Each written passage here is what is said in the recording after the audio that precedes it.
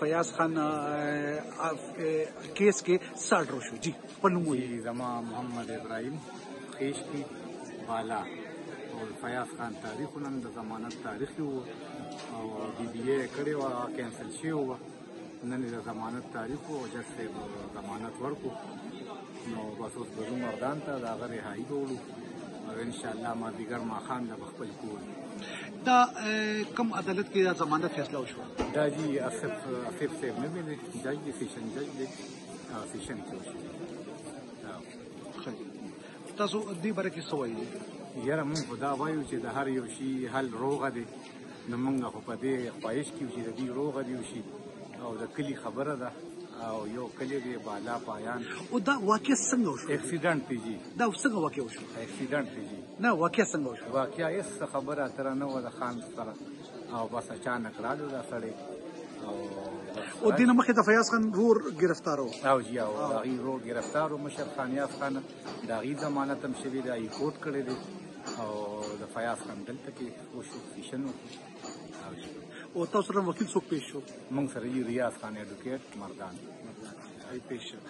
تاسو دې باره کې څه وایي چې دا یو خوشحالۍ موقع ده چې دا خدای پاک حق و انصاف له برې ورکړو؟ بالکل جی بالکل او د خوشحالۍ موقع خو ځکه ده چې خان خو فقیر سړی دی ملنګ سړی دی د یارانو یار دی د بدو سړی نه دی. تاسو دې باره کې څه وایي فیاض خان ژوند باره کې او فیاض خان باندې ته یو ډېر غټ مشکل راغلی و دې باره کې لږ ووایئ. دا خو زموږ د طرف وي او کلي سره خو به دا پیشه ده به خامخا دا پکې راځي دا یې سړی نه دی د سور سړی دی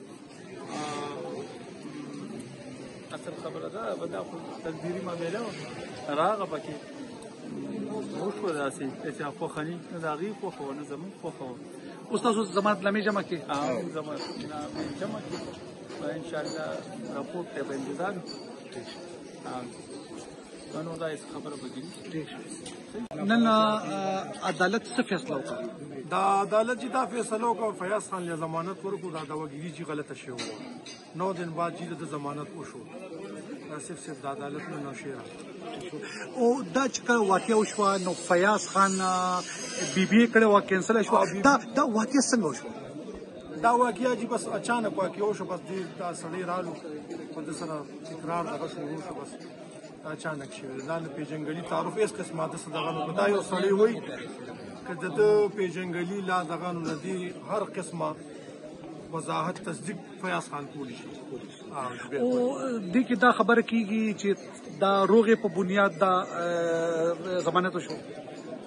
نه چې نه روغې بنیاد باندې نه شوي او چې روغې په بنیاد دا آرګومنټس شو ورسو شو؟ بالکل بالکل دا چې په میرټ تاسو په دې خبره څه کوئ؟ دا سجل دی چې دا زموږ د ځای مخه وه دا سړی خوا پروت لګېدلی نو الرډي موږ دې سره خپل هیلپ هم کړی موږ ورسره اوچت کړی هم دی پولیس ته مو اطلاع هم کړې ده په دې اعلان کې ځای زموږ و نو دې دعوګیري به موږ او نور چې دی په خپله دماغي مریض و او نورو خلکو سره د دنیا لانجې وې تربورانو سره او ترونو سره فیاض خان چې نن ضمانت تاسو دې په کوم نظر ګورئ؟ موږ ډېر په خوشحاله یو چې موږ خو فنکاران خلک هغه خو فنکار دی جي هغه د دې خبرو سړی خو نه دی. تاسو هم فن سره تعلق شته؟ جی تاسو فن سره څه تعلق دی؟ زه جي